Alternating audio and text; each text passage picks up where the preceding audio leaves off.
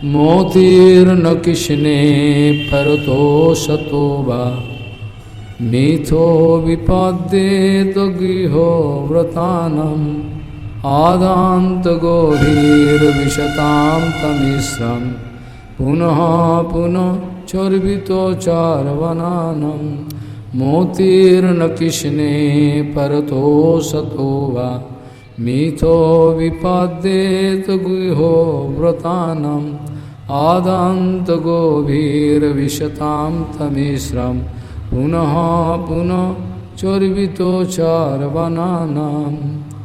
শ্রীশিল ভক্তি সিদ্ধান্ত সরস্বতী গোস্বামী ঠাকুর প্রভুপাদ জানিয়েছেন, যারা দিব্য জ্ঞানের অপব্যবহার করবার মানুষে গৌড়ীয় মঠের আশ্রিত বলে পরিচয় দিচ্ছেন, তাদের সঙ্গে বাস্তবিক পক্ষে গৌড়ীয় মঠের কোনো সম্বন্ধ নাই। শ্রীশিল ভক্তি সিদ্ধান্ত সরস্বতী গোস্বামী ঠাকুর প্রভুপাদ জানিয়েছেন, যারা দিব্য জ্ঞানের অপব্যবহার করবার মানুষে গৌড়ীয় মঠের আশ্রিত পরিচয়ে নিজেদের পরিচয় দেওয়ার চেষ্টা করছেন, তাদের সঙ্গে বাস্তবিক পক্ষে গৌড়ীয় মঠের কোনো সম্বন্ধ নাই। শ্রীল সরস্বতী ঠাকুর জানিয়েছেন, যারা আমাকে ধোঁকা দেওয়ার জন্য আমার সম্মুখে এলেন, যারা আমাকে ঠকাবার জন্য আমার সম্মুখে এলেন, যারা আমাকে বঞ্চনা করবার জন্য সম্মুখে এলেন, তাদেরকে আমিও জন্ম জন্ম বঞ্চনা করব, তাদেরকে ঘোরাবো। যে জন্মে তাদের গুরু বৈষ্ণব চরণে পূর্ণ বিশ্বাস হবে, বিভিন্ন ধরনের কামনা বাসনা আদি সমস্ত অনর্থ তারা নিজের ইচ্ছা করবে দূরীকরণের জন্য, বৈষ্ণব সঙ্গেতে মন আনন্দিত অনেকক্ষণ সদা হয় কৃষ্ণ পরসঙ্গ। গুরু বৈষ্ণবের সঙ্গেতে অনর্থ নিবৃত্তি হতেই পারে, কিন্তু হতে পারে না যখন আমি চাই না, যখন আমার বিভিন্ন অন্নবিলাসের বিভিন্ন রকম যে গুপ্ত ইচ্ছাগুলোকে আমি গোপনে পোষণ করি এবং গুরু বৈষ্ণবের সঙ্গ করছি বলে দাবি করি, সেই সময় আমার অনর্থ দূরীকরণ হতে পারে না। অনর্থ দূরীকরণের জন্য ভাগবতে একটি শ্লোক প্রায় উচ্চারণ করতেন শিল প্রভুপাদ, যেষাং সয়েষ ভগবান দয়েদ অনন্ত সর্বাত্মনা আশ্রিত পদম যদি নির্বলিকম তে দুস্তরাম অতিতরন্তি চ দেব মায়াম ন মমাহমিতি সশৃগাল ভাক্ষে। অনর্থ দূরীকরণের জন্য বিশেষ কিছু কষ্ট করতে হয় না, কেবল দরকার হলো নির্বলিক ভাব, নিষ্কপট ভাব। কিন্তু এই নিষ্কপট ভাব বদ্ধজীবের হৃদয়ে সহসা জাগরুক হয় না, যার জন্যই কোনোরকমভাবে অনর্থ দূরীকরণেরও প্রসঙ্গ অত্যন্ত দূরের কথা হয়ে যায়। মোতীর্ণ কৃষ্ণে পারত শতবা, প্রহ্লাদ মহারাজের বচন সাক্ষাৎ। কোনোভাবেই তথাকথিত গুরু বা জাগতিক কাউর উপদেশের দ্বারা কোনোরকমভাবে এই আমার বদ্ধ মন ভগবৎ চরণে মনোনিবিষ্ট হতে পারে না।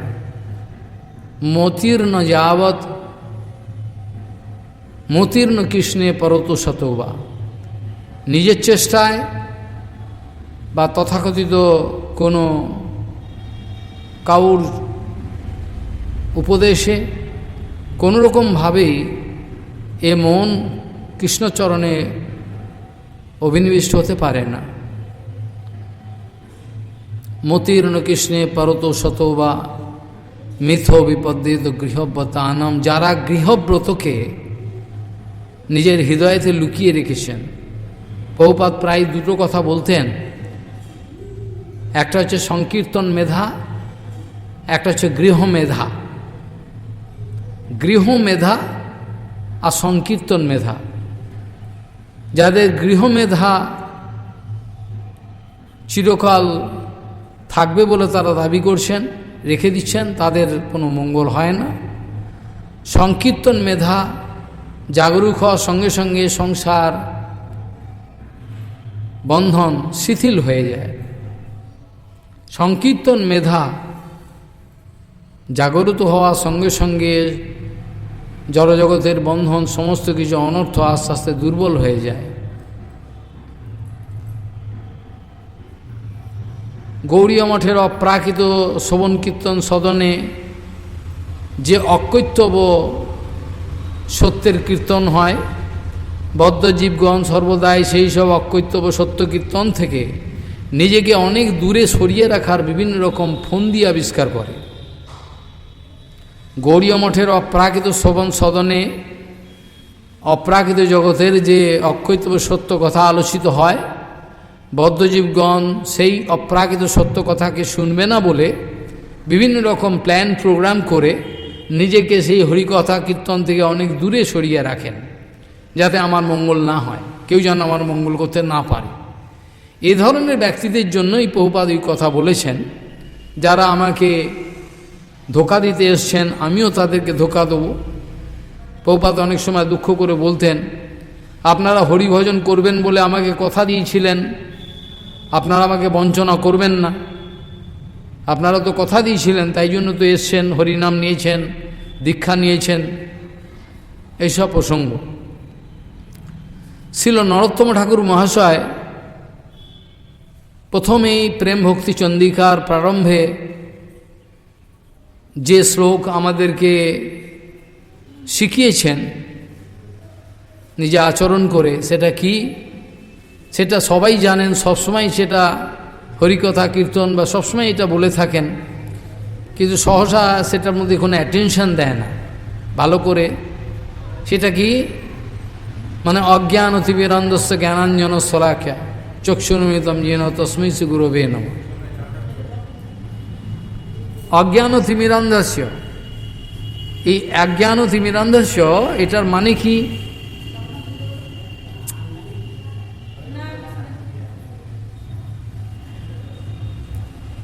অজ্ঞান তিমিরান্ধস্য মানে কি? বলছেন, যার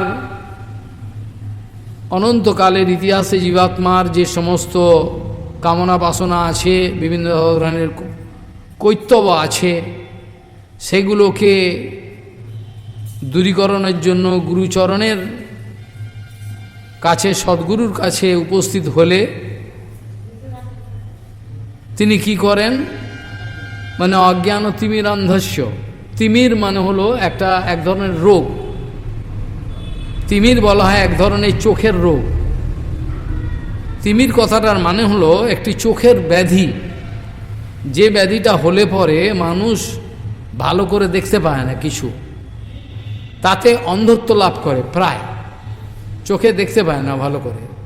এই জন্য বলছেন অজ্ঞান তিমিরান্ধস্য, তিমির একটা ব্যাধি, চোখের ব্যাধি, সেটা হলে পরে মানুষ ভালো করে চোখে দেখতে পায় না, অন্ধত্ব লাভ করে।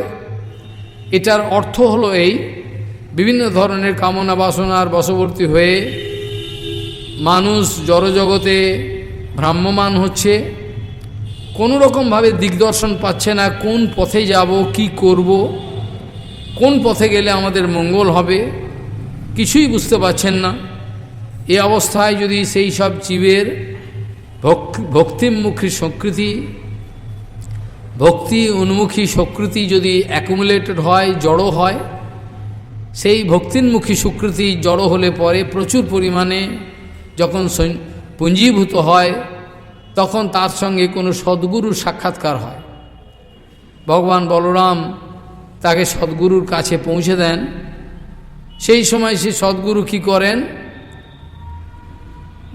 এক ধরনের শলাকা আছে যেটা দিয়ে কাজল চোখে পড়তে হয়, এটাকে বলে চোখের প্রসাধনী শলাকা। সেই হচ্ছে জ্ঞানাঞ্জন শলাখ্যা চক্ষু উন্মিলিতম येन তস্मै শ্রী গুরবে নমঃ। যা তার চোখের যে ব্যাধি, যে যথাযথভাবে পরম সত্য বস্তুকে দেখতে পাচ্ছে না, পরম সত্য বস্তুকে লক্ষ্য করতে পারছে না, এত বড় সত্য কথাটাকে জানতে পারছে না, সেইটাকে দেখবার জন্য, বুঝবার জন্য যে তিনি চক্ষু উন্মীলন করে দেন, চক্ষুকে খুলে দেন, সেই জন্য নরোত্তম ঠাকুর প্রথমেই এই শ্লোক দিয়ে শুরু করেছেন, ওম অজ্ঞানতিবিরান্ধস্য জ্ঞানাঞ্জন শ্লাঘ্য চক্ষুরুন্মিলিতং येन তস্मै শ্রী গুরুবে নমঃ। সেই গুরুদেব চরণে তিনি দণ্ডবোধ জানিয়েছেন। কীর্তনগুলোর মাধ্যমে বন্দমুই সাবধান মতে ইত্যাদি কথা বলেছেন। আমরা গুরুচরণে দীক্ষা লাভ করার জন্য আসি। প্রভুপাদ বলছেন, যারা গুরুচরণে এসে আমার দীক্ষা লাভ হয়ে গেছে, কটা মন্ত্রর শব্দ শুনেছেন, শুনে বললেন আমার দীক্ষা হয়ে গেছে, বলে তারা চলে গেলেন, গুরুপাদ পদ্মকে ছেড়ে অনেক দূরে চলে গেলেন।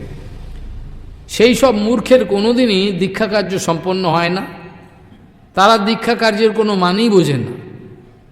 দীক্ষা কার্যের বাস্তবিক তারা মানেই বোঝেন না দীক্ষা কার্য কাকে বলে।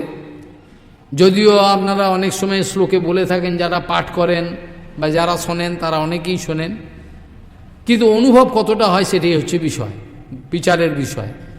সেখানে বলেন, দিব্য জ্ঞান যত দিয়াদ কুরিয়াত পাপস্য সংশয়ম, এটাকে বলে দীক্ষা।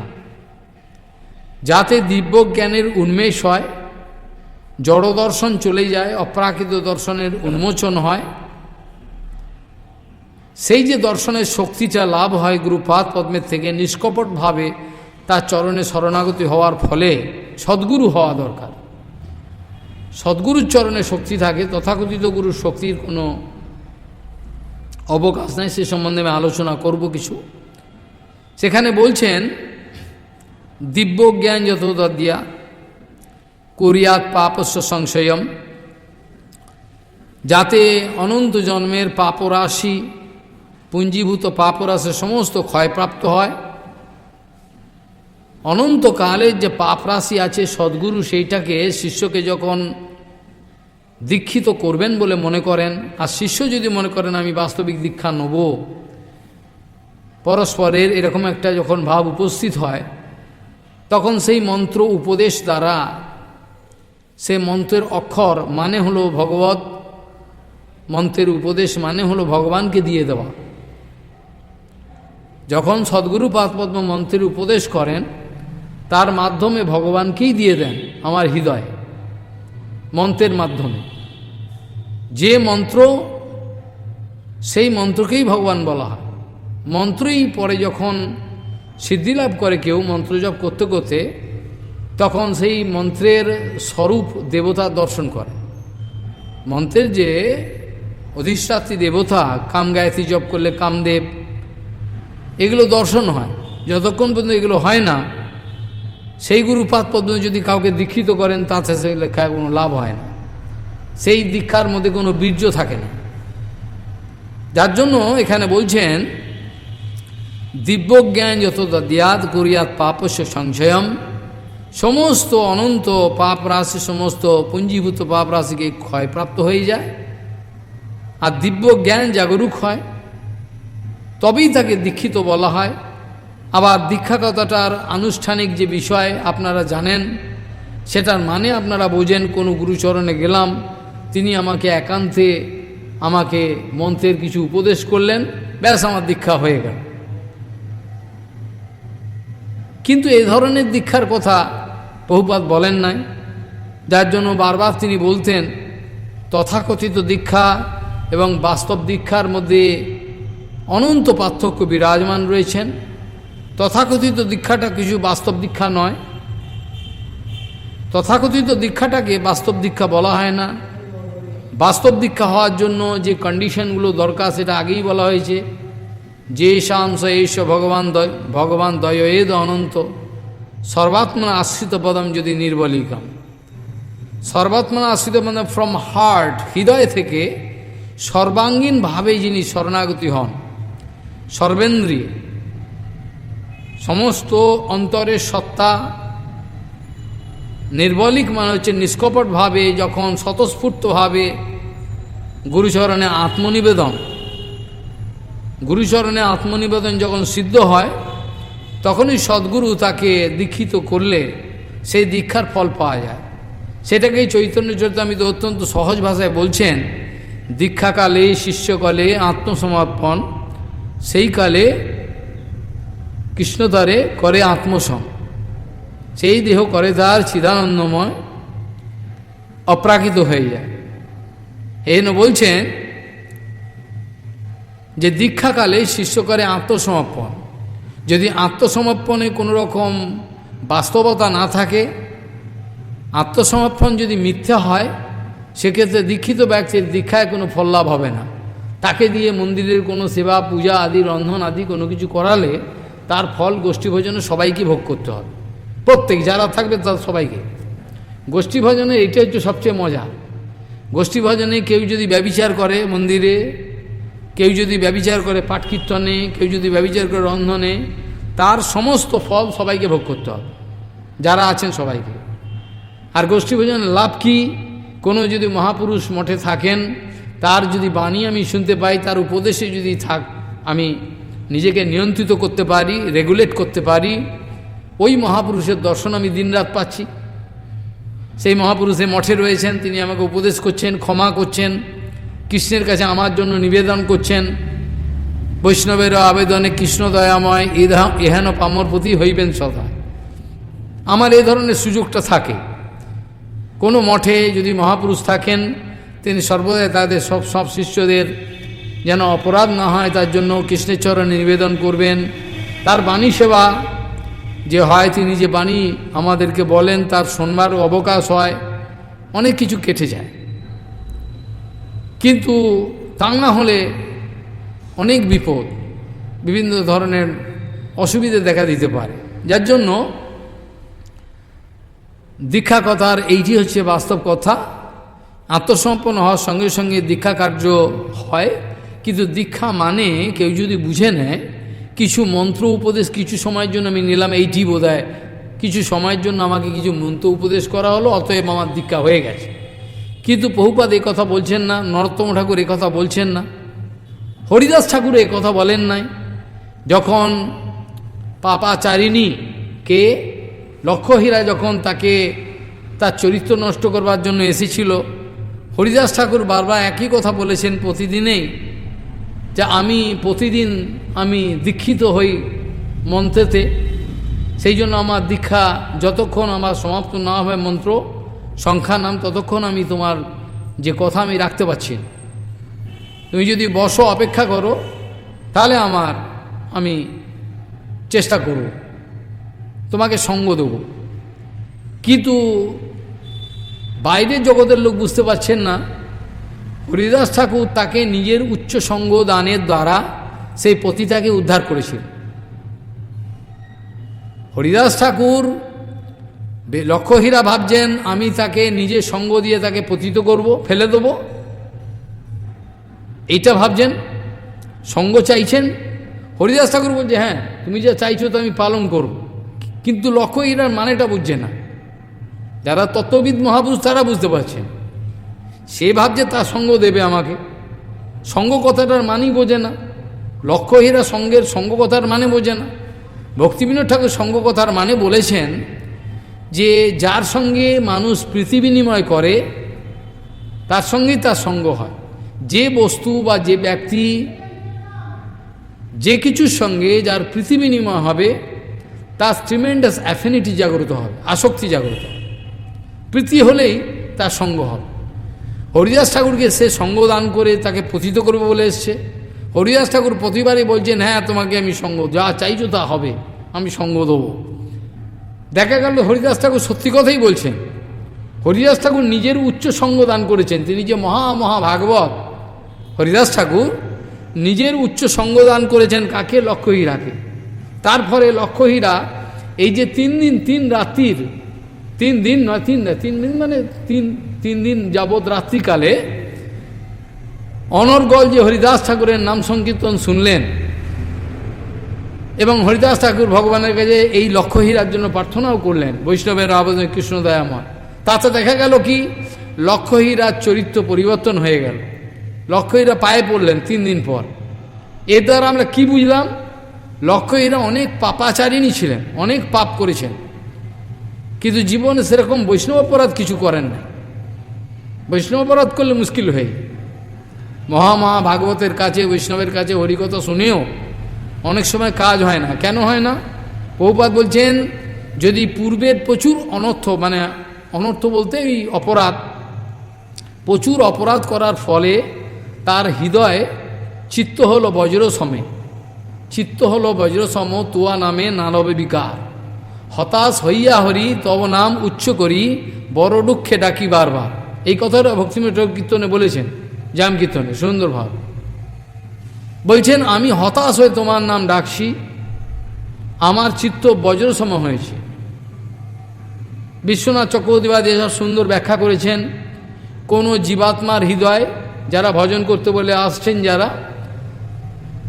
তাদের ক্ষেত্রে বলছেন, আবার জড়জগতের লোকের ক্ষেত্রেও হতে পারে এটা, বলছেন কোনো জীবের হৃদয়েতে বজ্রলেপ হতে পারে, প্রস্তর লেপ হতে পারে, কর্দম লেপ হতে পারে, ধুলি লেপ, লেপ মানে বোঝে কভারিং, কোনো একটা জীবাত্মার যে স্বরূপ আছে তার উপরে কখনো কখনো ধুলি প্রলেপ, ডাস্ট, ধুলির প্রলেপ পড়ে গেল। একটা আয়নার ওপরে যদি ধুলির প্রলেপ পড়ে, সে আয়নাতে তুমি নিজের মুখ দেখতে পাবে না, যদিও আয়নাটা ঠিক, আয়নাটা কিন্তু অত্যন্ত দামি আয়না, কিন্তু মুখ দেখতে পাচ্ছ না, তুমি বুঝতেই পারছো না, কারণ তার উপরে ধুলার লেপ পড়েছে। বিশ্বনাথ চক্রবর্তী বলছেন, কখনো কখনো জীবাত্মার হৃদয়তে ধুলি লেপ হয়, কখনো কখনো কর্দম লেপ হয়। কর্দম মানে মাটি কাদা, একটা আয়না পড়েছিল, তার উপরে মাটি কাদা পড়ে গেছে, আবার দেখতে পাচ্ছে না। আয়নাটার কাজ কি? তোমার যা স্বরূপ সেটা দেখাবে, কিন্তু দেখাতে পারছে না, এটা বলে কর্দম লেপ। অনেক সময় হয় কি, প্রস্তর লেপ হয়, পাথর, পাথরের তলায় চলে গেছে, প্রস্তর লেপ, প্রস্তর লেপ হলো। অনেক সময় বজ্রলেপ, অনেক সময় বজ্রলেপ হয়। এই যত উত্তরোত্তর, এই যে আসন দেওয়া আছে, আসন দেওয়া আছে, উত্তরোত্তর আমাদের যত যে লেপগুলো উপরের দিকে আমি প্রলেপ, যে প্রলেপের কথা বলছি, সেগুলো উত্তরোত্তর বৃদ্ধি পাচ্ছে। অর্থাৎ ধুলি লেপের থেকে কর্দম লেপ অনেক ভয়ঙ্কর, কর্দম লেপের থেকে প্রস্তর লেপ অনেক ভয়ঙ্কর, তার থেকেও ভয়ঙ্কর বজ্রলেপ। প্রচুর অপরাধ করলে পরে বজ্রের মতো হয়ে যায় হৃদয়, ভগবানের নাম করলে, ভগবানের কথা শুনলে চোখে জল আসে না, কিচ্ছু হয় না, খালি ওই পুতুলের মতো সব করে যায়। যখন হতাশ হইয়া হরি তব নাম উচ্চ করি, বড় দুঃখে ডাকিবার। বলছেন চিত্র হলো বজ্রসম, চিত্ত বজ্রসম মানে বজ্রের লেপ হয়ে গেছে। এই জন্য প্রভুপাদ প্রায়ই বলতেন হরিকথাতে যে আমাদের প্রত্যেকটা গৌড়ীয় মঠের আচরণশীল সাধু, তারা এক এক বদ্ধজীব যে আমাদের সম্মুখে আসবে, তাদের রক্ষা করবার জন্য, তাদেরকে উদ্ধারের জন্য প্রভুপাদ এটা জানিয়েছেন, প্রায়ই বলতেন। গৌড়ীয় মঠের এক একজন আচরণশীল ব্যক্তি, যাদের আচরণ নেই তারা গৌড়ীয় মঠের নয়, একটু আগে আমি শুরু করেছি।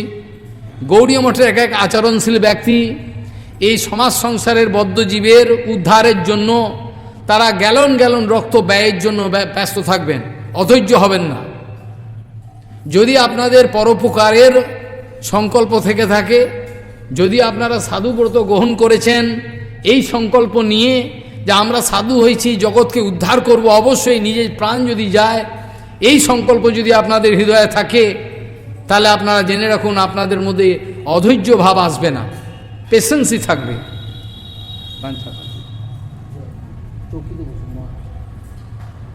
জয়। যদি আমাদের প্রত্যেকের সংকল্প থাকে আমরা পরোপকার করব, আমরা বদ্ধজীবকে উদ্ধার করব, সেক্ষেত্রে আমাদের মধ্যে অধৈর্য বলে কোনো কথা থাকবে না, সহ্য ধৈর্য প্রচুর পরিমাণে থাকবে আমাদের মধ্যে। যেটা না করলে, নেটা না থাকলে অপরকে উদ্ধার করার কোনো প্রসঙ্গই আসে না। এই কথাটা অত্যন্ত গুরুত্বপূর্ণ। তারপরেও কোনো গ্যারেন্টি নেই, বদ্ধজীব স্বতন্ত্র, যখন তখন অপরাধ করে চলেও যেতে পারে। সেই জন্য সর্বদাই আচরণশীল সাধু আচার্যগণ সর্বদাই প্রত্যেকটা সাধুর কোন কোন জায়গায় দোষ গুণ কি হচ্ছে, তাদেরকে শাসন প্রীতি এগুলো দান করে তাদেরকে ধীরে ধীরে উদ্ধার করেন, তা নাহলে সম্ভব না।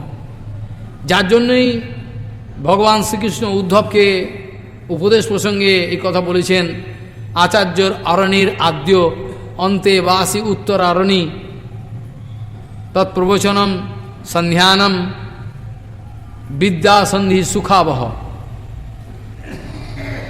সেখানে উদ্ধবকে ভগবান শ্রীকৃষ্ণ বলছেন আচার্যর আরণির আদ্য, আরণি মানে হচ্ছে কাঠ, কাষ্ঠ, শুষ্ক কাষ্ঠ। আচার্যর আরণির আদ্য, অন্তেবাসী উত্তর আরণি। শিষ্য হবে একটা কাঠের খণ্ড, গুরুদেব হবেন উপরের কাঠের খণ্ড। এই দুটো কাষ্ঠখণ্ড ঘর্ষণ হবে, সেই ঘর্ষণটা ফলেতে আগুন জ্বলবে। বুঝে গেল মহারাজ? আচার্যর অরণির আদ্য, আদ্য মানে যে টপমোস্ট, ওপরে যে এটা থাকে, সেই কাষ্ঠখণ্ডটা হলো আচার্য, আর নিচে অন্তে বা আছে উত্তরারণী। সে দুটোর মধ্যে ঘর্ষণ হবে। ঘর্ষণটা হওয়ার ফলে যেমন আগুন জ্বলে, আগেকার দিনে তো হ্যাঁ তাদেরকে এইভাবে আগুন জ্বালানো হতো।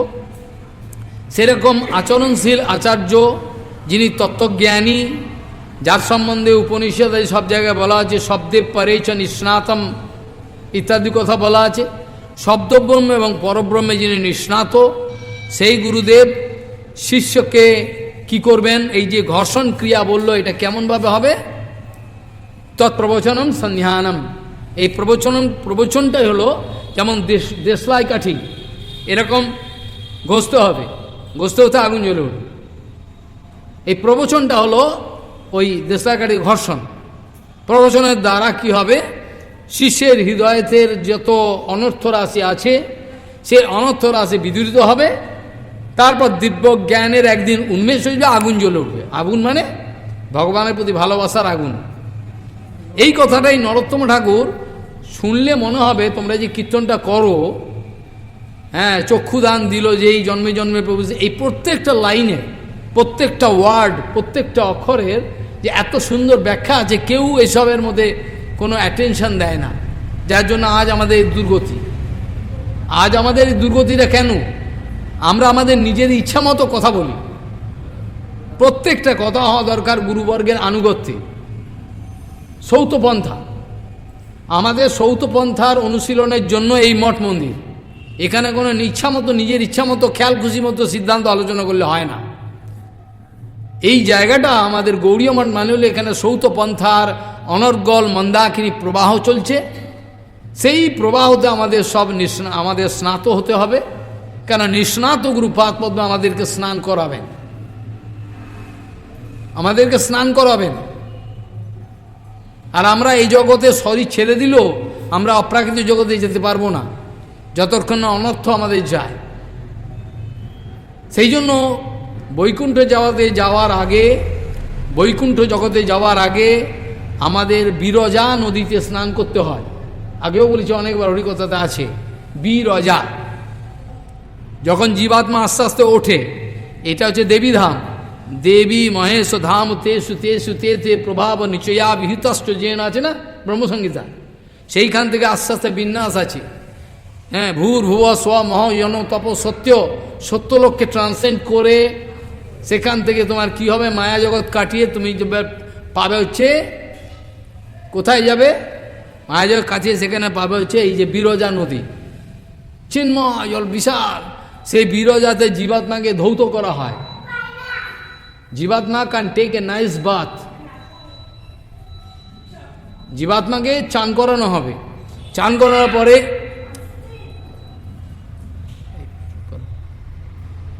স্নান করানো হবে, তারপর তো ডাস্ট ফ্রি হয়ে যাবে। তারপর তাকে আস্তে আস্তে তোলা হবে। তারপরে নির্বিশেষ ব্রহ্মলোক জ্যোতি সেটাকে কাট করবে, করে সদাশিবের লোকে পৌঁছাবে। সদাশিব লোক অলমোস্ট বৈকুণ্ঠ লোকই বলা যায়, বৈকুণ্ঠ লোকে গেট। তারপর সদাশিব থেকে আস্তে আস্তে বৈকুণ্ঠ লোক, বৈকুণ্ঠ লোককে সেখানে গোপকুমারের কথা দেখিয়েছেন সনাতন গোসাই। গোপকুমার বৈকুণ্ঠ লোকে গিয়েও আনন্দ পাচ্ছেন না, কেন? সে ব্রজধামে কৃপা পেয়েছে আগে, বৈকুণ্ঠ লোকে ভাল লাগছে না। তখন তাকে কি করলেন? ভগবান আস্তে আস্তে তুলে দিলেন। তারপর সে গোলক বৃন্দাবনে ঢুকলো, সেখানে দ্বারকায় ভাল লাগছে না, মথুরায় ভাল লাগছে না। তারপর শেষে গিয়ে যখন বৃন্দাবনে প্রবেশ করলেন, অর্থাৎ সেখানে লেখা রয়েছে, টিকাতে লেখা রয়েছে, যখন গোপকুমার সিদ্ধি লাভ করলেন, মাইন্ড ইট, গোপকুমার যখন নিজে ভজনের এত তীব্র ভজন করেছেন, কামাখ্যা মা যোগমায়া তাকে মন্ত্র দিয়েছিলেন গোপকুমারকে, কাম গায়ত্রী, কাম গায়।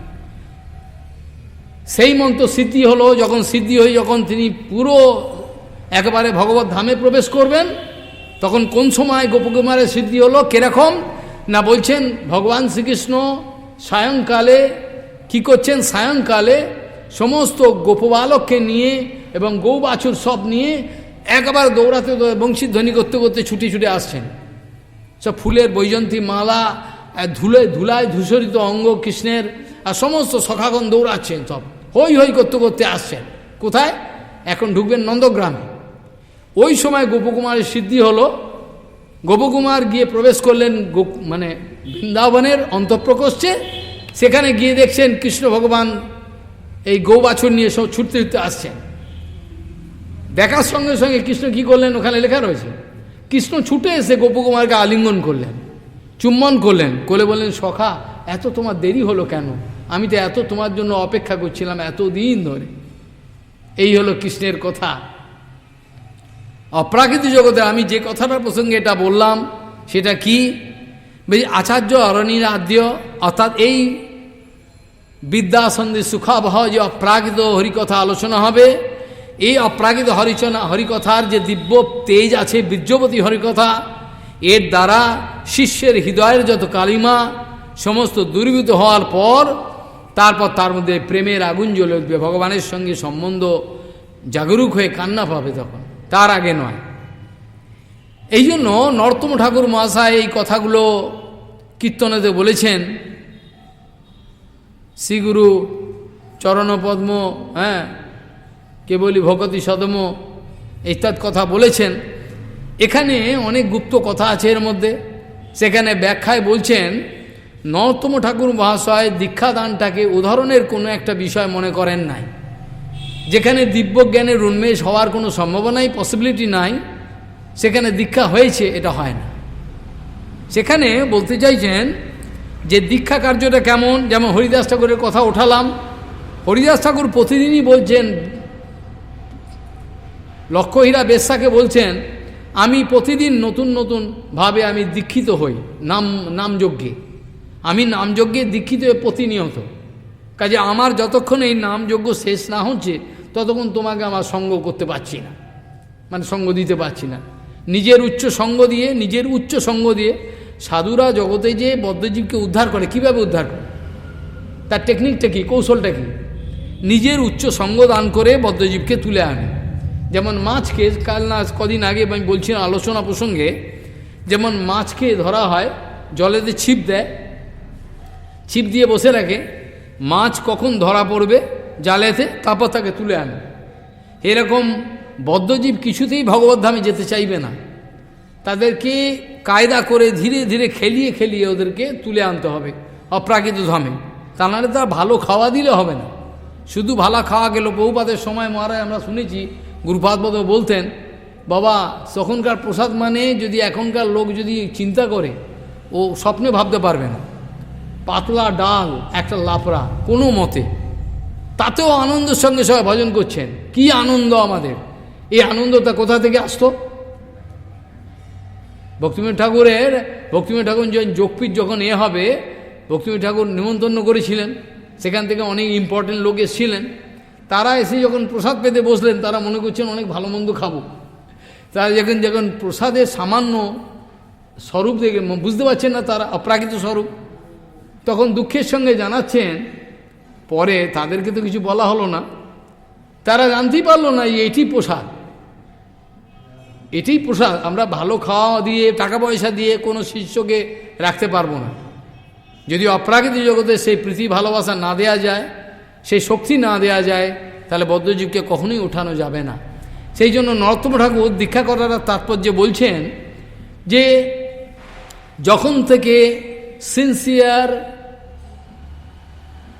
যে আগত দীক্ষা নেবে বলে যিনি এসছেন, সেই জীবাত্মা যদি অন্তর থেকে নির্বলিকভাবে গুরুচরণে শরণাগত হয়, তখন গুরুপাদ যে মন্ত্রের উপদেশ দান করবেন, সেই মন্ত্রের উপদেশ দান করা থেকে আরম্ভ করে, মাইন্ড ইট, মন্ত্রের এই উপদেশ, যখন মন্ত্রটাকে উপদেশ করলেন সদ্গুরু, যে মন্ত্র শিষ্যের কর্ণে, সেই মন্ত্র উপদেশ করা থেকে আরম্ভ করে আপ টু যখন পর্যন্ত প্রেমের আগুন জাগরিত না হচ্ছে ততক্ষণ পর্যন্ত আমাদের দীক্ষা কার্য চলবে। এখনও আমি দীক্ষিত, কার কাছে? শ্রীশিল ভক্তিপ্রমোদ পুরী গোস্বামী গুরু মহারাজের কাছে। আমার দীক্ষা কার্য এখনও সম্পন্ন হয় নাই, কেন আমার প্রেম জাগরিত হয় না। আমি মনে করি আমার প্রেম জাগরিত হয়নি, ভগবত প্রাপ্তি হয়নি। লোকে অনেক কিছু বলতে পারে, সেই জন্য আমার দীক্ষা কার্য এখনও সম্পন্ন হয়। দীক্ষা কার্য একটা long procedure through which you can get perfect realisation. পরিপূর্ণতম যে বিশ্বাস, পরিপূর্ণতম প্রেম ভালোবাসা যখন জাগরুক হবে, সেই সময়তে আমার দীক্ষা কার্য সম্পন্ন, সেই পর্যন্ত হচ্ছে আমাদের দীক্ষা চলছে।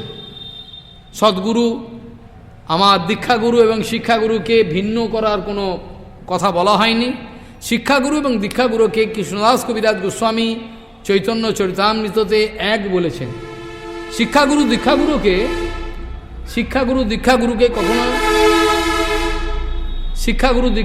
কখনো ছোট বড় করা হয় না। কারণ প্রভুপাদ ব্যাখ্যা করছেন, সম্বন্ধ জ্ঞান দাতা দীক্ষাগুরুকে, মহান্ত গুরু যিনি আমাকে দীক্ষা দান করলেন, তিনি আমাকে ফার্স্ট অফ অল আমাকে কৃষ্ণের সঙ্গে সম্বন্ধ করিয়ে দেবেন। যেমন কেমিস্ট্রিতে ক্যাটালিস্টের কাজ হয় না, কোনো রিয়াকশান হচ্ছে, দুটো অ্যাসিড বা দুটো বস্তুর মধ্যে, একটা মেটাল একটা অ্যাসিড, তার মধ্যে ক্যাটালিস্টের একটা অংশ থাকে, ক্যাটালিস্ট, যেটাকে অ্যাক্সিলারেট করে প্রসিডিওরটাকে। সেরকম গুরুপাদ পদ্ম কী করেন, সে ক্যাটালিস্টের কাজ করেন। তিনি এই যে মন্ত্রদান করলেন, তাকে বলা হয়, যিনি আমাকে কৃষ্ণের সঙ্গে সম্বন্ধ করিয়ে দিলেন, ঘটক আমার সম্বন্ধ করিয়ে দিলেন। সম্বন্ধ জ্ঞান এটা একটা ভাস্ট চ্যাপ্টার। সম্বন্ধ জ্ঞানকে একটা যেন সাধারণ কিছু কেউ মনে না করে। সম্বন্ধ জ্ঞানের চ্যাপ্টার এত ভাস্ট যে যারা বোকা লোক তারা সারা জীবনেও বুঝতে পারে না, তার সম্বন্ধ জ্ঞান হয় না। সম্বন্ধ একটা, ইটস এ ভাস্ট চ্যাপ্টার। সম্বন্ধ মানে হলো এই জড়জগতের সঙ্গে আমার সম্বন্ধ কি, আমি যে একটা জীবাত্মা জন্মেছি, আমার সঙ্গে এই জড়জগতের সম্বন্ধ কি, মায়াদেবী কাকে বলে, তার সঙ্গে আমার কি সম্বন্ধ, মায়াদেবীর সঙ্গে ভগবানের কি সম্বন্ধ, ভগবানের সঙ্গে আমার কি সম্বন্ধ, ধাম নাম পরিকর বিশেষে ইন্টার রিলেশন, প্রত্যেকটি ইন্টার রিলেশন যখন জাগরুক হবে তখন সে পরিপূর্ণরূপে ভজনে প্রতিষ্ঠিত হতে পারবে।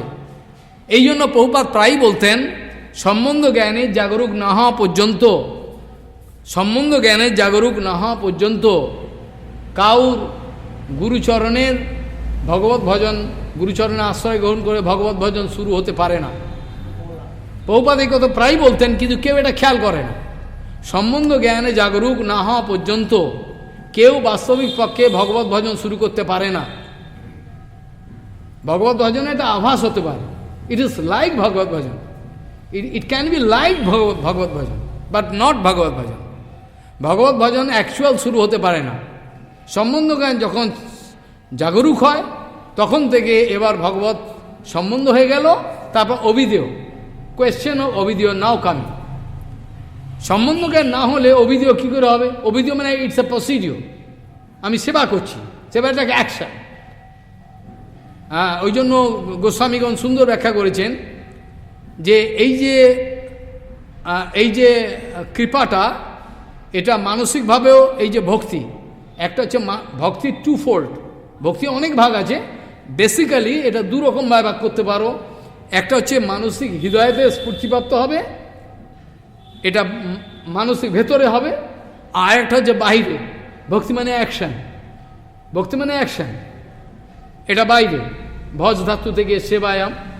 আর একটা হচ্ছে আন্তরিক, দুটো। এই আন্তরিক কৃপাটা গুরু কৃপা ছাড়া হয় না। যদি গুরু কৃপা বলবান না হয় ততক্ষণ পর্যন্ত তার কিন্তু সেই বল লাভ হবে না। কৃপা করো প্রভু দিয়া চিত বল, এটা হবে না।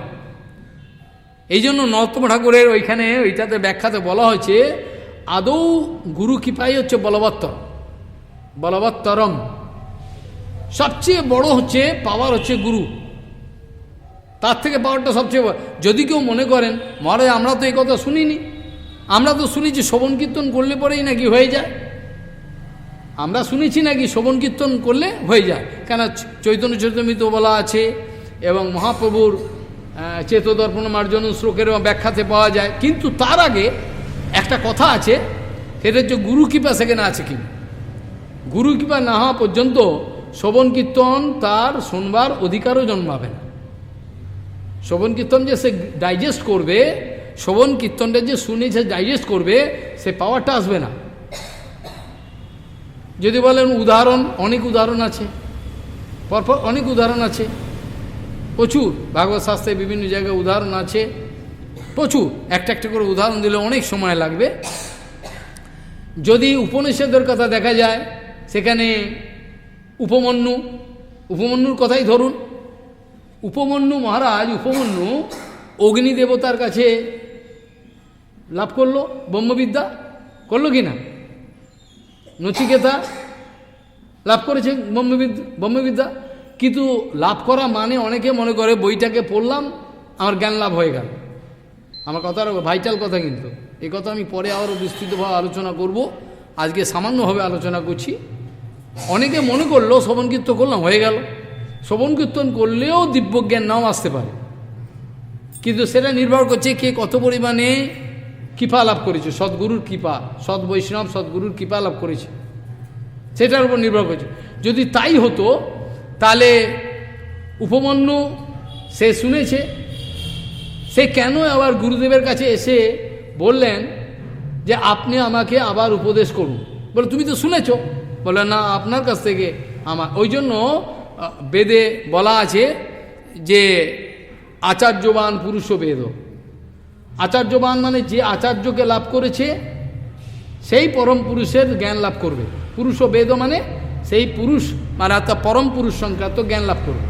ব্রহ্মজ্ঞান টু, আমি তো নির্বিশেষ ব্রহ্মজ্ঞান নিশ্চয়ই বলছি না, আমি সবিশেষ ব্রহ্মজ্ঞানের কথাই বলছি। তাহলে আচার্যবান পুরুষ বেদ বলা আছে। তাহলে যিনি আচার্যকে লাভ করেছেন, অর্থাৎ যার জীবনে কপালে সদ্গুরু লাভ হয়েছে, সদ্গুরু লাভ হয়েছে বলে দু রকম কথা আমি বলছি। এক হচ্ছে তিনি সদ্গুরু, আমি অযোগ্য পারলাম না। আর এক হচ্ছে যিনি আসবেন তিনিও যোগ্য, আর তিনি হয়তো পেলেন না। অবশ্য এটা ঠিক সিদ্ধান্ত সেরকম হয় না, কারণ ভগবান বলরাম যোগ্য ব্যক্তিকে যোগ্য জায়গায় নিয়ে যান, এই সিদ্ধান্তটা গুপ্ত সিদ্ধান্ত। প্রভুপাদ এক জায়গায় বলছেন, একজন কান্না করছেন আমার গুরু লাভ হলো না। বলছে পাগল নাকি? গুরু লাভ হলো না মানে তো যোগ্যতা হয়নি গুরু লাভ হওয়া, তাই জন্য গুরু লাভ হয়নি। বদ্ধজীব যে কপাল মানে স্বীকৃতি লাভ করেছে, সেই অনুপাতে তার গুরু লাভ হবে। গুরু লাভ কিন্তু নিজের ইচ্ছাকৃত হয় না। যে জীবাত্মা যেরকম স্টেজে উঠেছে সেই রকম অনুপাতে তার গুরুকে পাঠিয়ে দেবে। যদিও বলরাম বিভিন্ন রকম গুরু রূপ ধারণ করে অবতীর্ণ হন, তথাপি যে যেরকম স্টেজে উন্নীত হয়েছেন, যে যেরকম পর্যায়ে উঠেছেন, তার সেই অবস্থাটা অনুযায়ী ম্যাচিং গুরুদেব দিয়ে দেবেন কে? বলরামের দায়িত্ব রয়েছে। কাজে গুরু পাওয়া যাচ্ছে না, আমি গুরু পেলাম না, এ প্রভুপাদ বলছেন কপটতা, এটাকে বলে কপটতা। আর ভক্তিবিনোদ ঠাকুর বারবার অনুরোধ করেছেন সবার কাছে, আপনারা কেউ গুরু গ্রহণের জন্য ব্যস্ত হবেন না।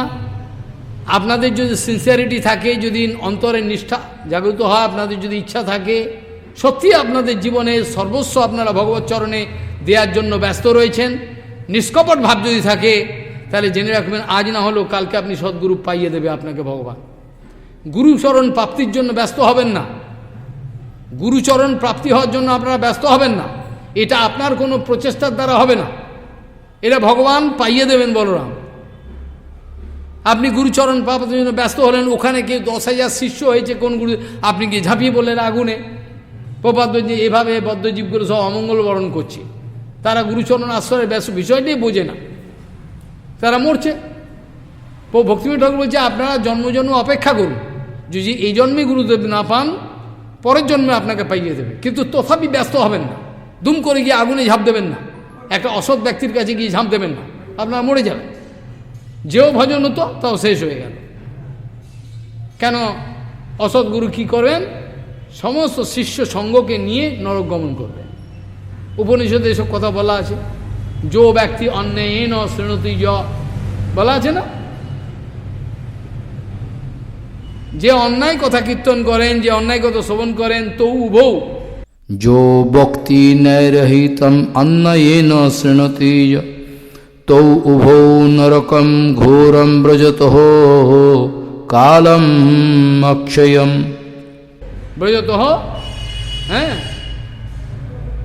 নরকে চলে যান, কালম অক্ষয়ম, এখানে বলা আছে। जो ব্যক্তি ন্যায়রহিতম অন্যায়েন শৃণোতি তবু উভৌ, তারা দুজনেই ব্রজতঃ কোথায় যায়? নরক, নরকে যায়। নিলয়ম কালম অক্ষয়ম, অক্ষয় কালের জন্য নরকে চলে যায়, লাভ হবে না কিছু। যার জন্য দীক্ষা কার্যটার মানে বোঝা গেল।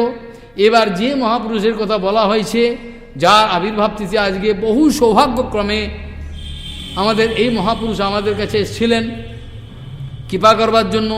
প্রচুর ব্যক্তিকে তিনি কৃপা করেছেন, কেউ কেউ তার যে কৃপা নিতে পেরেছেন, কেউ কেউ নিতে পারেননি। গুরু কৃপা পূর্ণরূপে নিতে পেরেছেন, এই কথাটা আমরা কি করে বুঝব?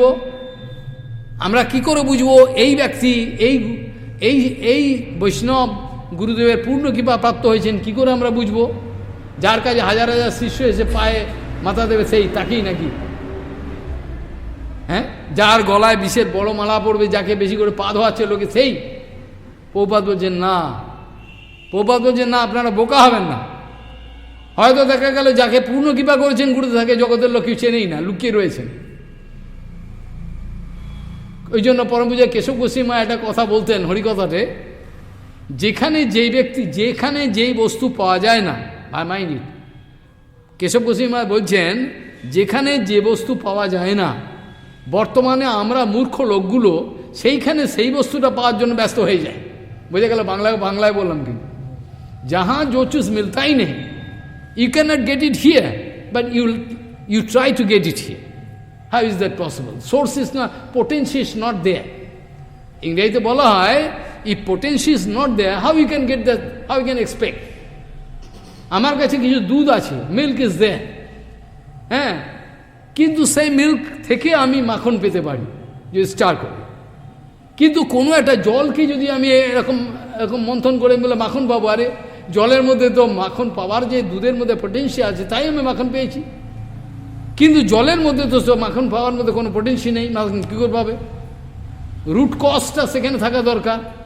কজ অ্যান্ড এফেক্ট যেটাকে বলা হয়, সায়েন্টিস্টরা যেটাকে বলে কজ অ্যান্ড এফেক্ট, কার্য এবং কারণ দুটো সব সমন্বয়, একটা গোপন সম্বন্ধ আছে সেখানে। যে আমরা বাংলায় অনেক সময় মজা করে বলি, আরে এঁড়ে গরুকে টেনে দুলে কি দুধ বেরোবে? এঁড়ে গরু বোঝো?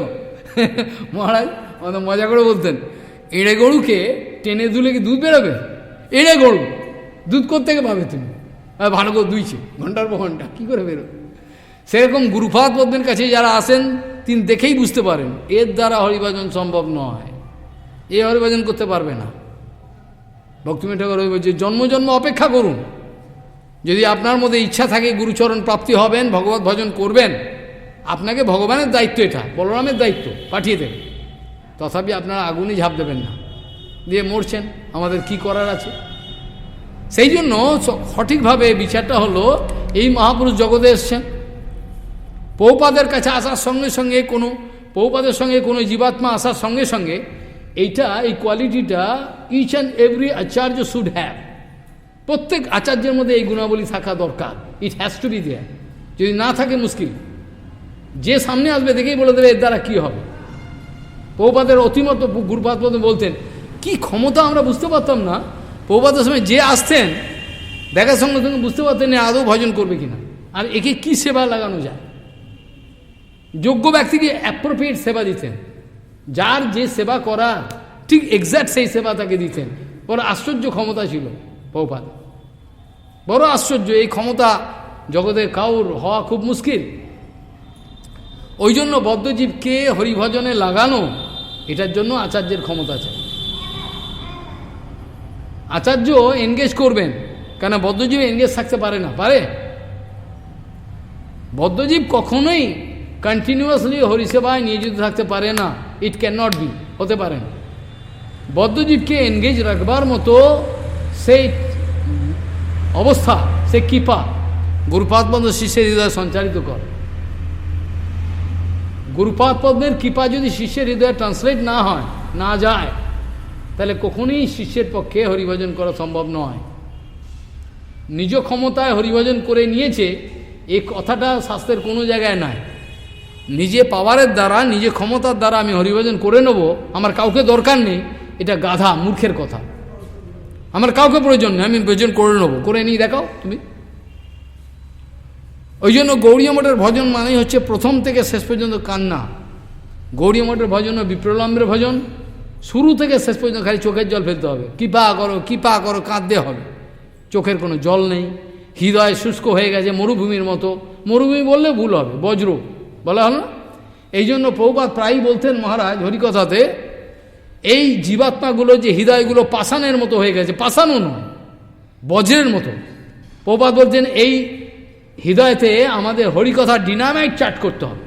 প্রভুপাদ বলতেন প্রস্তর প্রলাপ হয়ে গেছে, পাথরের মতো অপরাধের প্রলেপ হয়ে গেছে, আমাদের ডিনামাইট, হরিকথার ডিনামাইট চার্জ করতে হবে।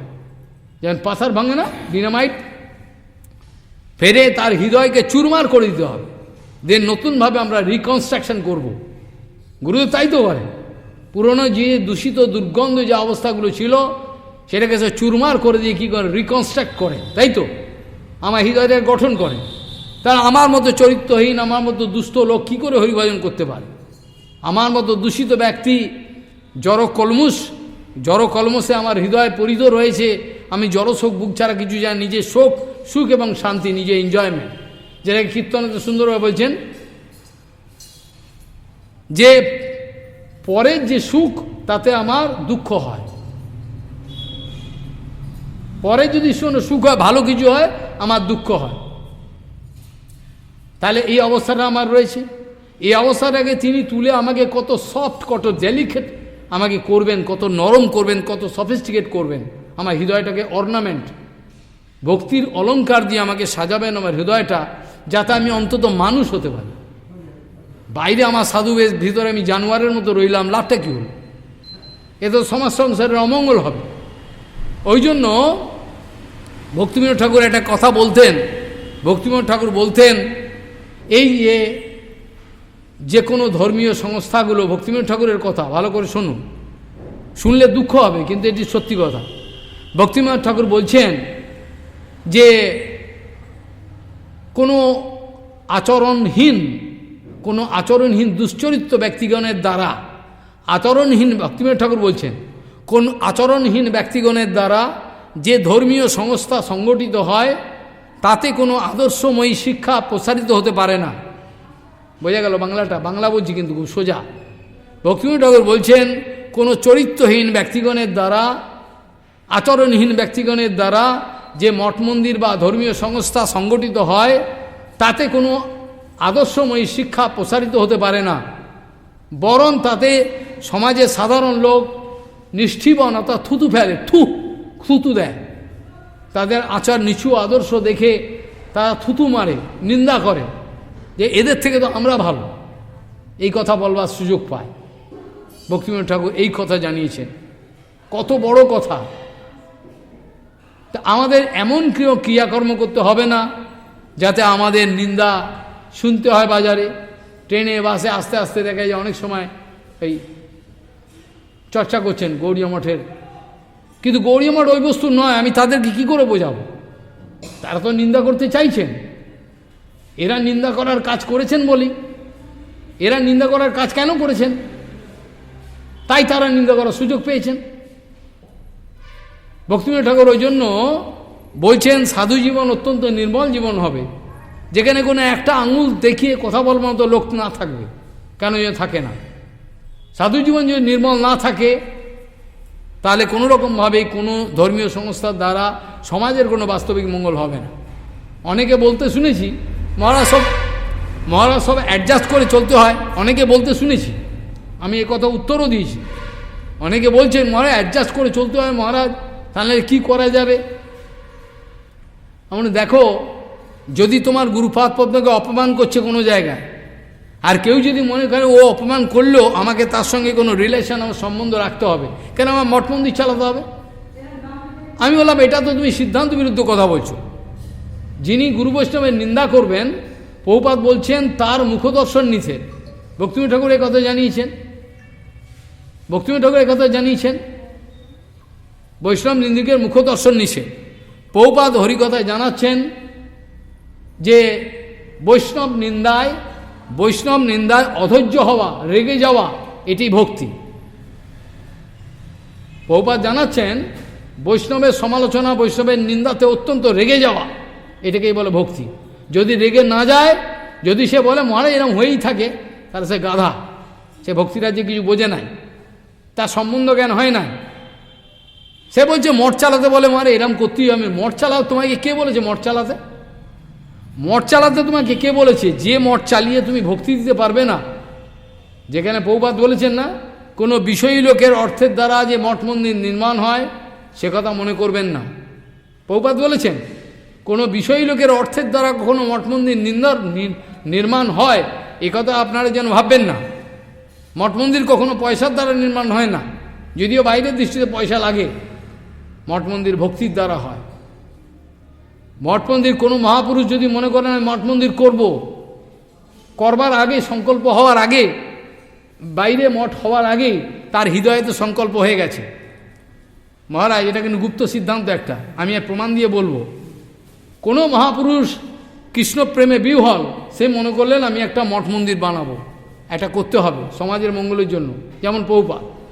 সঙ্গে সঙ্গে মঠ মন্দিরের সংকল্প যেই হৃদয় হয়ে গেল, তখন মঠ মন্দির হয়ে গেছে। তার সংকল্প হয়েছে মানে মঠ মন্দির হয়ে গেছে। সংকল্প হৃদয়ে এসছে, বৈকুণ্ঠ থেকে মঠ চলে এসছে তার হৃদয়ে। এবারকারে বাইরের প্রকাশটা বাকি আছে, বাইরের প্রকাশটাও তার ইচ্ছা হবে। কোনো মহাপুরুষ যখন বিগ্রহ অর্ডার দেয়, আমার জয়পুরে বিভিন্ন জায়গায় কোনো মহাপুরুষ যদি বিগ্রহ প্রতিষ্ঠা করতে চায়, যদি বিগ্রহ প্রতিষ্ঠা করবার জন্য অর্ডার দেয় মহারাজ, অর্ডার দেওয়ার সঙ্গে সঙ্গে সেই যদি মনে সংকল্প করলো আমি রাধা গোপীনাথের বিগ্রহ প্রতিষ্ঠা করব, সঙ্গে সঙ্গে সেই মহাপুরুষের হৃদয়ে রাধা গোপীনাথ চলে এলো। এবারকারই শিল্পীর মাধ্যমে তার যে ভাবটা সেটা প্রকাশ পাবে। এই জন্য দেখবেন বিগ্রহ সব প্রকাশ, এই কথাটা মানে কি? মঠ মন্দির বিগ্রহ এগুলো সব প্রকাশ, কেউ জোর করে প্রকাশ করতে পারে না, সব প্রকাশ বস্তু। এর একটা প্রমাণ আমি আপনাদের কাছে দিচ্ছি। এই সদ্গুরুর আলোচনাও কিছু এর মাধ্যমে ইনি এইসব সিদ্ধান্ত বলতেন, এইসব সিদ্ধান্ত বলতেন, কেউ মনে রাখতে পারত না। প্রভুপাদের বিগ্রহ অর্ডার দিয়েছেন কে? প্রভুপাদের বিগ্রহ অর্ডার দিয়েছেন জয়পুরে। কে দিয়েছেন? ভক্তিজীবন জনার্দন গোস্বামী মহারাজ, খড়গপুরে। প্রভুপাদের গণ তিনি অর্ডার দিয়েছেন। বিগ্রহ এবার গাড়ি করে এসে গেছে, মহারাজ মঠের মধ্যে রয়েছেন, মহারাজ বিগ্রহ এসে গেছে, গাড়ি এসে গেছে। গাড়ি আসার পরে একটা পেটির মধ্যে প্যাকিং করা রয়েছে, কাঠের পেটি, তার মধ্যে ঘাস ফুস সব বিগ্রহ এসছে। এসে জনার্দন মহারাজ চোখে জল ফেলছে, এই শিগগিরি খোল পেটি, প্রভুপাদের কষ্ট হচ্ছে। আরে প্রভুপাদের কষ্ট, শিগগিরি পেটি খোল। আরতির সব বিগ্রহকে সেই পেটি থেকে খোলা হলো। মহারাজ আরতি করতে আরম্ভ করলো। লোকে বললো মহারাজ বোকা নাকি, এ কি, সবে তো বিগ্রহ এলো, এখন পরিষ্কার হবে, অভিষেক হবে, তারপর তো আরতি করবে, সেটা তোমার কাছে। বুঝে গেল? বিগ্রহকে পরিষ্কার করতে হবে। বিগ্রহে প্রথমে বিগ্রহ প্রতিষ্ঠার অনেক নিয়ম আছে। প্রথমে যেমন অমঙ্গলা দূরীকরণ, অর্থাৎ ফার্স্ট বাথ, যেটা ময়লা ফয়লা বুঝি, তারপর এবার স্নানবেদিতে নিয়ে যাবে, স্নানবেদিতে নিয়ে গিয়ে এবার অভিষেকের সব ক্রিয়াকর্ম হবে, তারপর এবার মন্ত্র হবে, তারপর বিগ্রহে প্রাণ আসবে। সেটা তোমার জন্য, কিন্তু সেটা জনার্দন মহারাজের জন্য নয়। জনার্দন যখনই অর্ডার দিয়েছেন প্রভুপাদ শিল্পীকে, যে একটা বিগ্রহ আমার গুরুপাদবদ্বের আমার অর্চনের জন্য বড় ইচ্ছা হচ্ছে, আপনি একটু দয়া করে করুন। তার আশীর্বাদ নিলেন, ব্যাস বিগ্রহ প্রকট হয়ে গেল শিল্পীর হৃদয়। এরকম কত প্রমাণ চাই আপনার? এরকম কত প্রমাণ চাই মহারাজ? এই নবদ্বীপ ধামে, আমি আগে জনার্দন মহারাজের কথাটা বলে নিই পুরোপুরি। জনার্দন মহারাজ সঙ্গে সঙ্গে বলছেন বিগ্রহ খোল শিগগিরি, কাঁদছেন, কষ্ট হচ্ছে প্রভুপাদের, শিগগিরি পরিষ্কার করে আরতি করতে আরম্ভ করলেন, ভোগরা। এবার লোকে মনে করবে বোকা, তা নয়। এরকম একটা উদাহরণ আমি নবদ্বীপ ধামে দিয়ে দিচ্ছি। নবদ্বীপ প্রভুপাদের কেস তো আছেই, আমাদের প্রভুপাদের তো বিগ্রহের প্রতিষ্ঠার গ্রন্থতেও আমি দিয়েছি। গ্রন্থতে এই যে প্রভুপাদ বাল্য বয়স থেকে যে জীবনী সব। এই নবদ্বীপ ধামে নটুয়া গৌর নাম শুনেছেন? নটুয়া গৌর বিষ্ণুবিহার স্টেশনে যেতে নটুয়া গৌর পড়ে, হ্যাঁ, এক দুর্ধর্ষ তার্কিক পণ্ডিত, তার্কিক, সে তর্ক ছাড়া কিছু বোঝে না। তার ছেলে ভক্তিমান, বাবা একদম ভক্তি নেই, এসব বেকার। হঠাৎ একদিন গৌরের ইচ্ছে হলো ছেলের সম্বন্ধে, ছেলে গৌরের কাছে বলছে, না আমার বাবা কিছু ভক্তি নাই, খালি পাণ্ডিত্য আছে, এই পাণ্ডিত্যে কী লাভ, বিরাট দিগ্গজ পণ্ডিত। তার প্রার্থনায় কি হলো, কেন সে বৈষ্ণব অপরাধ করে না, ভগবানকে মানে না, ঠিক আছে, মা না মানলে হয়ে যাবে। সঙ্গে সঙ্গে কী করলেন, গৌর রাত্রির বেলা তার স্বপ্নেতে এলেন। স্বপ্নে নয়, সে প্রায় যা জেগে জেগে দেখছেন গৌর সংকীর্তন করে আসছেন নৃত্য করতে করতে। সাক্ষাৎ মানে মনে হচ্ছে স্বপ্ন নয়, আধা তন্দ্রা অবস্থা। পরিষ্কার দেখছেন গৌর সংকীর্তনের দল নিয়ে এখানে নর্তন করতে করতে আসেন, যেরকমভাবেই নৃত্য করছেন, সেই নর্তন করছেন, সেই ভাবটা তার হৃদয় থেকে আর গেল না, সব ঘুম ভেঙে গেল। তাকে স্বপ্নাদেশ করলেন, তুমি এই বিগ্রহটা তৈরি করো, ওইখানে একটা ছুতোর মিস্ত্রি আছে, ছুতোর মানে কাঠের কাজ করে, তার কাছে যাও, আমার বিগ্রহটা বানিয়ে দেবে। সে বলছে, আমার হৃদয়তে কীরকম দেখছি, আমি তো আর্টিস্টও নয়, আঁকতেও পারবো না, তাহলে কী করে আপনি প্রকট হবেন? অন্তত বলতে পারি এভাবে নাচছিলেন গৌর, এটা বলতে পারি, তা আমি তো টোটাল আমি দেখাতে পারবো না ছবিটা। গৌর বলছেন, তুমি ওই সূত্রকারের কাছে যাও, কাঠের কাজ করে, তাকে গিয়ে বলো যে একটা বিগ্রহ বানিয়ে দিতে, আর তুমি খালি দেখাবে কীরকম বিগ্রহটা আমি নৃত্য করছিলাম, ওইটুকু বললেই হবে। সেই ছুতোর মিস্ত্রির কাছে গিয়ে বলল, ছুতোর মিস্ত্রি বলে, আপনি খেপেছেন নাকি? আমি বাপের জমে কোনো বিগ্রহ তৈরি করিনি, আমি কাঠ এইসব চৌকি ফকি এসব বানাই, আমি এসব আমার দ্বারা হবে না, আপনি অন্য জায়গায়। গৌরাঙ্গ মহাপ্রভু আদেশ করেছেন আপনাকে দিতে। কী রকমভাবে আদেশ করলেন তিনি? আমি কোনো জন্মে বিগ্রহ করি না, বিগ্রহের কোনো আইডিয়াই নেই আমার, আমি কাঠ মিস্ত্রি, এইসব খাট টেবিল এইসব বানাই, চৌকি ফকি। আমি কি করব? গৌরাঙ্গের আদেশ হয়েছে, আপনাকেই করতে হবে। এই বলো, মহা মুশকিল তো এখন, কীরকম আদেশ হলো?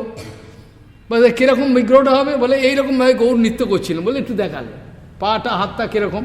আর গৌরাঙ্গ তো নবদ্বীপ ধামে গৌরকে জানে না, এমন কেউ ছবিও দেখেছিল। এইবার সেই মিস্ত্রি আরম্ভ করলো তৈরি, ভয় করছে কী করবে না করবে। যখন বিগ্রহ কমপ্লিট হলো, ঠিক যেরকম দেখেছিলেন স্বপ্নে সেইটি হলো। অর্থাৎ এর দ্বারা প্রমাণ হলো বিগ্রহ কেউ কোনো জবরদস্তি প্রকাশ করতে পারে না। ধনী ব্যক্তি অর্থের বলের দ্বারা যে মন্দির করে, যে বিগ্রহ স্থাপন করে, সেটা খালি ব্যভিচার মাত্র, তাতে কোনো রকমভাবে বিগ্রহে প্রাণ থাকে না। রামানুজাচার্য এরকম অনেক কথা বলেছেন, যে বিগ্রহেতে প্রাণ নেই সেই বিগ্রহকে যদি কোনো মহাপুরুষ দণ্ডবোধ করেন, সঙ্গে সঙ্গে প্রাণ চলে আসবে। রামানুজাচার্য বলেছেন। তার প্রমাণ আমি আরেকটা দিয়ে দিই। যখন আমাদের আসামের সরভোগেতে বিগ্রহ প্রতিষ্ঠা হচ্ছিল, মহারাজ আপনি অনেক প্রাচীন, আমি আপনার হাঁটুর বয়স, সবই আপনি জানেন। সরভোগ, আসামের সরভোগ মঠ, সেই সরভোগ মঠে বহুপাদ আসামে মঠ স্থাপন করবেন, মঠ বিগ্রহ স্থাপন করবেন। পরম পূজ্যপাদ শ্রীধর গোস্বামী মহারাজ, তার নাম হচ্ছে রামানন্দ প্রভু, তার ব্রহ্মচারী নাম ছিল রামানন্দ প্রভু। মাধব গোস্বামী হয়গ্রীব ব্রহ্মচারী, সব চলে গেছেন আগে। বহুপাদ আসবেন, হাতির পিঠে করে বহুপাদকে নিয়ে আসা হয়েছে। বহুপাদ সেই মন্দিরে কোনো একটা ছোট্ট প্রকাশন আমি দেখেছি, সেখানে লাস্ট হরিকথা ছিল আসামে, সেখানেও আশ্চর্য একটা ছোট্টখাটো ঘর, কোনো রকম ভাবে ওখানে বহুপাদ থাকতেন, মানে থেকে ওইখানে বিগ্রহ প্রতিষ্ঠা করলেন। বহুপাদ আদেশ করলেন রামানন্দ প্রভুকে, আপনি মন্দিরের প্রতিষ্ঠা সব ব্যবস্থা আপনি করুন, করে যখন সব ফাইনাল হয়ে যাবে আমাকে ডাকবেন, আমি যাব প্রাণ প্রতিষ্ঠার জন্য, আমি ঢুকবো মন্দিরে। রামানন্দ প্রভু কী করলেন, সেখানে মন্দির প্রতিষ্ঠার জন্য যা যা প্রিলিমিনারি অ্যারেঞ্জমেন্ট, সমস্ত অ্যারেঞ্জমেন্ট করলে, মানে যা কিছু অভিষেকের বস্তু, কোথায় কি থাকবে, তার শুদ্ধিকরণ সব করলেন। করে এবার বিগ্রহকে রাখিয়েছেন, সমস্ত কিছু করেছেন। তাকে কাপড় পরিয়েছেন বিগ্রহকে, কেন ওই কাপড়ে অভিষেক হবে, আবার নতুন কাপড় পরানো হবে অভিষেকের পর, ভিজে যাবে। সমস্ত করার পর পরম শ্রীধর গোস্বামী মহারাজ, যাকে বলে রামানন্দ প্রভু, কী করলেন, রামানন্দ প্রভুকে বহুপাদ বললেন, বিগ্রহ প্রতিষ্ঠার সময় আমাকে ডাকবেন, আপনি সব ব্যবস্থা করে ফেলুন, আমি মন্দিরে যাব, একটু পরে যাচ্ছি। রামানন্দ বাবু অর্থাৎ প্রভু শ্রীধর গোস্বামী মহারাজ কী করলেন, মন্দিরে সব ব্যবস্থা করলেন, বিগ্রহকে সব কাপড় পরা সব করলেন। অভিষেকে কাপড় পরেই অভিষেক হবে, তারপর আবার খুলে ফেলবেন, নতুন কাপড় পরান। হঠাৎ কী করলেন, একটা মোটা মালা ছিল, সেই মালাটা রাধারানী গলায়, কৃষ্ণের গলায় দিয়ে দিলেন, গলায় পরিয়ে দিলেন। প্রভুপাদকে ডাকা, প্রভুপাদ দয়া করে যদি কৃপা করে এবার আপনি আসেন, আমাদের প্রিলিমিনারি সব ব্যবস্থাই হয়ে গেছে, যদি আপনি আসেন ভালো হয়, কৃপা করে যদি আসেন। প্রভুপাদ সমস্ত ঘর থেকে এলেন, হই হই পড়ে গেল, প্রভুপাদের মতো দিব্য পুরুষ, যাকে দেখলেই লোকের মঙ্গল, মহাপুরুষ তো দর্শনেই মঙ্গল করে দেয়। তিনি এসে যখন পর্দাটা সরিয়ে যখন মন্দিরে ঢুকবেন, ঢুকে বলবেন, বিগ্রহ তো প্রতিষ্ঠা হয়ে গেছে, আমি আর কি প্রতিষ্ঠা করব? হ্যাঁ, বিগ্রহ তো প্রতিষ্ঠা হয়ে গেছে, আমি আবার কি করব প্রতিষ্ঠা? সবাই অবাক, বিগ্রহ প্রতিষ্ঠা হয়ে গেছে মানে ওই যে রামানন্দ প্রভু শ্রীধর গোস্বামী মহারাজ ওই যে মালাটা বিগ্রহের গলা দিয়ে দিয়েছেন, দিয়ে দণ্ডবোধ করেছেন, ওটা প্রাণ চলে এসছে। কেউ দেখতে পাচ্ছেন না, প্রভুপাদ দেখতে পাচ্ছেন। প্রভুপাদ পদ্ধতি একই, বিগ্রহ তো প্রতিষ্ঠা হয়ে গেছে, আমি আর কি প্রতিষ্ঠা করব? বোঝা গেল কতগুলো প্রমাণ দিলাম। তাহলে এবার বুঝতে পারছেন, কোনো গায়ের জোরের দ্বারা, অর্থ বলের দ্বারা কোনো ধনী ব্যক্তি মঠ মন্দির করে নেবেন, বিগ্রহ প্রতিষ্ঠা, ইট ইজ অ্যাবসার্ড, হতে পারে না। এই মহাপুরুষ যতদিন শ্রী চৈতন্য মঠের মূল মঠের আচার্য পদে ছিলেন, মহারাজ জানেন কত দিনহীন ব্যক্তি কৃপা লাভ করেছেন তার কাছে, কত দিনহীন ব্যক্তি, হাজার হাজার ব্যক্তি যে তাকে দর্শন করতেন, সেই কৃতকৃতার্থ হতেন, সর্বদাই অন্তর্মনা হয়ে থাকতেন, সর্বদাই অন্তর্মনা হয়ে থাকতেন। বহির্দৃষ্টিতে তিনি মনে হতো এই ক্রিয়াকর্ম করছেন, কিন্তু সর্বদাই অন্তরে অন্তরে সব ঢুকে অন্তরে চিন্তা করতেন সবসময়। এমনকি শেষের সময় এমন ছিল, পরমহংস মহারাজের অন্তিম সময় যখন ভোগ লাগিয়ে প্রভুপাদের নিয়ে আসতো, প্রভুপাদের ভোগ হয়ে গেছে মহারাজ, এই প্রসাদ আপনি, সেই প্রসাদ থেকে হাতের থালায় করে সেবক নিত, আর গাছপালাগুলোকে দেখাতেন, এদেরকে প্রসাদ দিয়েছ, এদেরকে প্রসাদ দিয়েছ, গাছপালাগুলোকে দেখাতেন, দেবদে এদেরকে প্রসাদ দিয়েছ, আরে এদেরকে প্রসাদ দেবো মানে? কেউ বুঝতে পারতো না, এবার কি মাথা খারাপ হয়ে গেল নাকি গুরুদেবের? তারা বুঝতে পারতো না ওনার পরমহংস অবস্থা, উনি যে কী অবস্থায় উঠেছেন, স্থাবর জঙ্গম সমস্ত কিছুতেই সৎ স্ফূর্তিপ্রাপ্ত হচ্ছে সব কিছু, এ সাধারণ লোক বুঝতে পারতো না। গুরুদেবের মাথা খারাপ হয়ে গেছে, যে এই গাছপালাগুলোকে বলছে প্রসাদ দেবে, প্রসাদ দিয়েছ, এ আবার কী কথা? পশু পক্ষী গাছপালা সবাইকেই প্রসাদ দিতে হয়, প্রসাদ মানে খাওয়া নয়। আজকে বেশি করে ভান্ডারা হবে, লুচি পুরি হবে, ছানার পোড়াও হবে, এটা প্রসাদ নয়। প্রসাদ মানে এই হরিকথাটাই প্রসাদ। এই হরিকথা যে না শুনবে তার কোনোদিন কোটি জন্মে কৃপা পাওয়ার কোনো সম্ভাবনা নাই। যার হরিকথায় নিষ্ঠা লাভ করেছেন, যে দীক্ষার সময় গুরুদেবের কৃপা লাভ করেছেন, বোধ, আমি একটু আগে উপনিষদের উদাহরণ দিলাম, যদি কেবল হরিকথার দ্বারাই আমার দিব্যজ্ঞান লাভ হয়ে যেত, তাহলে আমার দরকার ছিল না, গুরুচরণা তো হরিকথা শুনে নেব, দিয়ে দিব্যজ্ঞান লাভ করে, হয় না।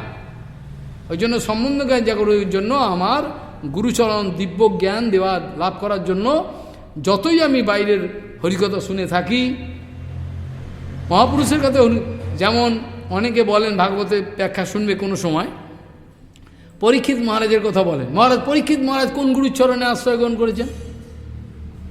তর্ক বিরোধী এইসব ভাগবত কথায় 1 মাস 5 দিন অনেক আলোচনা হয়, এগুলো শুনবার ইচ্ছা থাকলে এগুলো শুনবেন, মহারাজের থেকে এই মহারাজের থেকে এগুলো নিয়ে নেবেন। তারা তর্ক করছেন, আপনি যে বলছেন পরীক্ষিত মহারাজের কোন গুরুর দীক্ষা লাভ হয়েছিল, প্রভুপাদ এইসব কথার উত্তর দিয়েছেন, কারোর শুনবার মতো ধৈর্য না। প্রভুপাদ এসব উত্তর দিয়েছেন। প্রভুপাদ বলছেন, আপনারা দীক্ষা মানে কি বোঝেন? আপনারা দীক্ষা মানে কি বোঝেন? আপনারা কি মনে করেন? পরীক্ষিত মহারাজ এই যে 7 দিন যাবৎ যে হরিকথা শ্রবণ করলেন, দীক্ষা কথার মানে কি? দীক্ষা কথার মানে হলো সম্বন্ধ অবিধেয় প্রয়োজন জ্ঞানের, সম্বন্ধ জ্ঞান হবে, অবিধেয় হবে, প্রয়োজন প্রাপ্তি হবে, এই তো দীক্ষা কথার মানে কি? দীক্ষা কথা মানে সম্বন্ধ হবে, সম্বন্ধ জানিয়া ভজিতে অভিমানও হবে, তো এই তো, তাই তো। তারপর সেবা প্রাপ্তি হবে, অভিমান থাকলে তো সেবা পায় না। তাহলে কি হলো, কথাটার মানে কি হলো? সম্বন্ধ জ্ঞান হলো প্রয়োজন অবিধেয় হলো, অবিধেয়, তারপর প্রয়োজন জ্ঞান, তাই তো? প্রয়োজন মানে কৃষ্ণ প্রেম প্রাপ্তি। তাহলে পরীক্ষিত মহারাজ যে জীবনে তিনটিই হয়ে গেছে, তোমার মতো কানে ফু নেওয়ার দরকার পড়েনি। ওই ভাগবত কথা যে বলেছেন সুখদেব গোস্বামী, এই সুখদেব গোস্বামী হরিকথা শ্রবণের মাধ্যমেই তার কৃষ্ণের সঙ্গে সম্বন্ধ হয়ে গেছে। সম্বন্ধ তো ছিলই, সম্বন্ধ হয়ে গেছে বললেও ভুল। কেন মহাভাগবত, ভাগবতের 4 জায়গায় বলা আছে এইসব মহাভাগবত। মহাভাগবত কাকে বলে? জন্ম জন্মদার সম্বন্ধ। তথাপি সেখানে প্রভুপাদ বলছেন যে এই যে ভাগবত কথা শ্রবণ করেছেন, এই ভাগবত কথার মাধ্যমেই তার সম্বন্ধ অবিধেয় প্রয়োজন তিনটি প্রাপ্তি হয়েছে। এবার আপনি কি করে বলছেন তার সিদ্ধি লাভ হয়নি? যেখানে ভাগবতে পরীক্ষিত মহারাজ নিজেই বলছেন আমি আজকে কৃতার্থ। পরীক্ষিত মহারাজ নিজেই বলছেন, যখন হরিকথা শেষ হয়ে গেল, সেখানে পরীক্ষিত মহারাজ আনন্দের সঙ্গে গুরুদেবকে বলছেন যে আমি আজকে কৃতার্থ হয়েছি গুরুদেব। কৃতার্থোস্মি অনুগৃহীতোস্মি ভবতা যৎকরুণাত্মনঃ শ্রাবিতো যচ্চ মে সাক্ষাৎ অনাদিনিধনম হরিম। কৃতার্থোস্মি অনুগৃহীতোস্মি ভবতা যৎকরুণাত্মনঃ শ্রাবিতো যচ্চ মে সাক্ষাৎ অনাদিনিধনম হরিম। আপনি আমাকে অপ্রাকৃত জগতের ভগবানের কথা আপনি শ্রবণ করেছি, ভাগবতী কথা। আমি অনুগৃহীত হয়েছি, কৃতার্থোস্মি, অনুগৃহীতোস্মি কৃতার্থোস্মি ভবতা যৎ করুণাত্মনা। আপনার মতো করুণাময় যে এত বড় পরমাংশ, তার দ্বারা আমি করুণা পেয়েছি আজকে। অনুগৃহীতোস্মি কৃতার্থোস্মি ভবতা যৎ, ভবতা মানে আপনার দ্বারা আমি করুণা লাভ করেছি। ভবতা যৎ করুণাত্মনা শ্রাবিত যদ অনাদি নিধনম হরিম। ভগবানের কথা আপনি আমাকে শ্রবণ করিয়েছেন, তাহলে সম্বন্ধবিধে প্রয়োজন জ্ঞান হয়ে গেছে। তাহলে পরীক্ষিত মহারাজের জীবনে দীক্ষার কোনো অভাব ছিল? দীক্ষা হয়নি? দীক্ষা হয়ে গেছে। আবার অনেকে দীক্ষা নেওয়ার অভিনয় করে, সদ্গুরুর কাছে আসে, তার দীক্ষা হয় না। কপাল, সব কপাল। যার কপাল খারাপ হয় না, কিছু বলার নেই। আজকে আমি কৃতার্থ হয়েছি, মহারাজের আদেশে আসতে বাধ্য হয়েছি, কোনো জায়গায় যাই না, সহসা কোনো জায়গায় আমি যাই না। তথাপি মহারাজের আদেশ ফেলা যায় না, এত জ্যেষ্ঠ, আমার অনেক জ্যেষ্ঠ তিনি গুরুভাত, তার হাঁটুর সমান। আদেশ করেছেন মানে তিনি আমাকে কৃপা দেবেন, তিনি আমাকে কৃপা লাভ করিয়ে দেবেন বলে ডেকেছেন। আমি এলাম। কতগুলো লোক আছে, কার কাছে হরিকথা বলে এটা আমার বিষয় নয়। সূর্যকুণ্ডে যখন থাকতাম একজনের কাছে হরিকথা বলতাম, আবার অনেক সময় হাজার হাজার লোক সম্মুখে থাকে, অনেক সময় 2 জন থাকে। তার উপর কোনো নির্ভর করে না। হরিকথা তো হরিকথা ভগবানের সন্তুষ্টির জন্য। আমার নিজের ইন্দ্রিয় তর্পণে এটা কোনো অস্ত্র নয়, এটা কোনো হাতিয়ার নয়, এর দ্বারা আমি কিছু পয়সা লুটে নেবো, কিছু সুনাম লুটে নেবো, এরকম কোনো কথা নাই। আজকে আমার অভিন্ন গুরুপাদ শ্রীশিল পরমহংস আচার্য শ্রীশিল ভক্তিকুসুম শ্রবণ গোস্বামী মহারাজের চরণ কমলে আমি ভক্তিদান প্রার্থনা করি, তিনি আমাকে ভক্তিদান করুন। অর্থ করি, এইসব প্রতিষ্ঠা, এইসব আমি চাইনি তার চরণে। তিনি নিশ্চয়ই আমাকে বঞ্চনা করবেন না, পরিপূর্ণরূপে কৃপা করবেন। তিনি গুরুদেবের অভিন্ন, এই প্রার্থনা মুখে আর মহারাজের চরণেও আমি প্রার্থনা করি, তিনি আমাকে সর্বদা স্নেহ দৃষ্টিতে রাখবেন, ভুলে যাবেন না, তাহলে হারিয়ে যাব সংসারে। এই কথা বলে আজকে এখানেই সমাপ্তি রাখছি, মহারাজের চরণ ধন্যবাদ দিয়ে। यशो साक्षात् भगवती ज्ञानदीप प्रदे गुरौ मर्तो साधि सुतं तस्व सर्वं कुंजर शौचवत् गुरुषो नरमतिर्यस्सो बानारकीश। वाञ्छाकल्पतरुभ्यश्च कृपा सिन्धुभ्यो च पतितानां पावनेभ्यो वैष्णवेभ्यो नमो नमः।